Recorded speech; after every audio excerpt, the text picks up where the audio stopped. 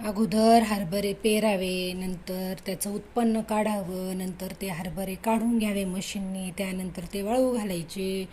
मग पुन्हा हरभरे अशा प्रकारे निवडायचे, त्यातले खडे वेगळे करायचे, त्यातल्या काड्या वेगळ्या करायच्या अशा प्रकारे.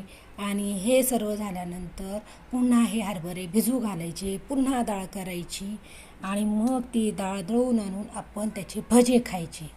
तर हे अशा प्रकारे असतं हरभऱ्याचं सर्व. हे तर बघा, बायकांना किती जिकिरीचे काम असते, किती म्हणजे खूपच कष्ट करावे लागतात. तेव्हा म्हणतात ना की जेव्हा हाताला चटके तेव्हा मिळते भाकर, तसंच आहे हे.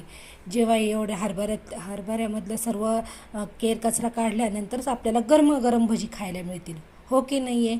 पटलं तर नक्की कमेंटमध्ये सांगा. बाय.